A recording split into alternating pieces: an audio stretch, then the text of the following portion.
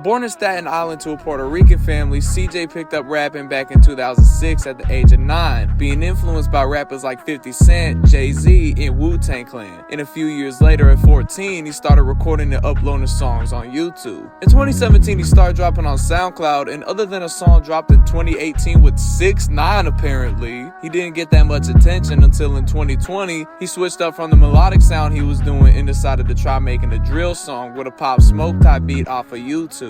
He liked it so much that he showed it to his uncle, and even he knew that it would be a hit. On July 30th, 2020, CJ dropped a song that would change his life. Whoopty was an immediate smash hit, going all over the place, becoming a TikTok trend. This was back in 2020, right after the SoundCloud wave died off and people were just starting to figure out you can blow up on TikTok for music instead of just dancing. And CJ blew up only 5 months after Pop Smoke passed away, and he filled a huge void in the New York drill scene.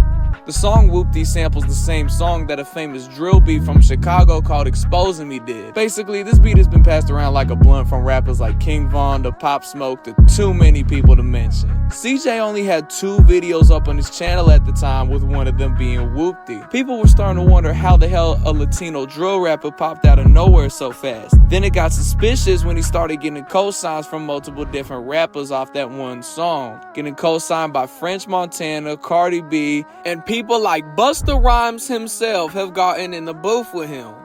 Clearly, this is a lot of support from the industry just to give to someone who had their first hit. This is what started up the industry playing allegations, and shit got worse when he was asked what the word Whoopty meant. Pretty much it's just like a roll call, whenever I see my guys in the street, and that's how we greet each other. It's like a New York when people say, "Yeah." He didn't know it at the time, but this was the first mistake that would begin to unravel his career. Because people quickly realized Whoopty wasn't something CJ made up, but it actually was connected to real gangs in New York. CJ was trying to portray a whole gangster persona in his music, but people were starting to notice something was off. CJ was using slang and names of real members of a New York gang. With all this borrowing lingo and acting like he owns the word Whoopty to the point where he tried to trademark the word, he eventually caught attention from the people he was stealing from.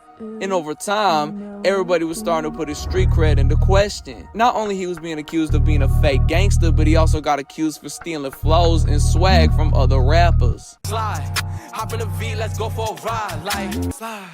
She said she feeling a vibe. I told her jump in the ride. Can't fuck with no bitch that's basic. Look at my swag, the drip is contagious. I can't fuck with no hoe that's basic. I used to run up chase and really break it. Even after getting dissed by rappers for all of this, he kept doubling down and playing around with street politics in a new song. People in his comments were starting to get worried because even they knew he was playing with fire.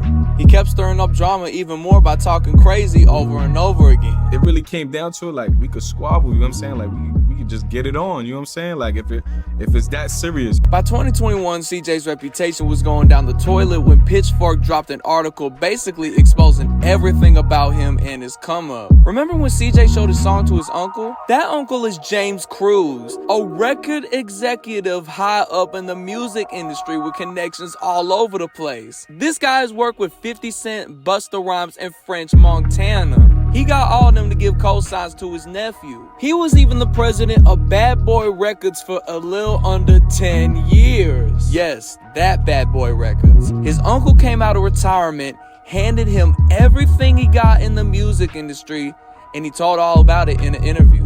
At that time, a dear friend of mine walks in the backyard with my nephew CJ, and he goes, "Yo, you gotta hear this record, you gotta hear this record, you gotta hear this record." And I said, "Okay, play me the record." They play me this record called Whoopty.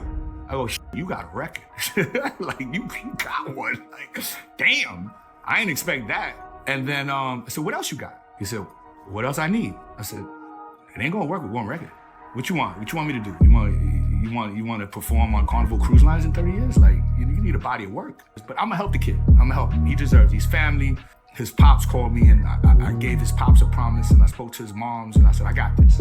Part of the keys to my success is that every job in the game, I've done it except publicity. Even though James tried to do as much as he could to make his nephew's career look legit, doing everything from getting him signed after he blew up and telling them when to shut up in interviews. Oh, yeah.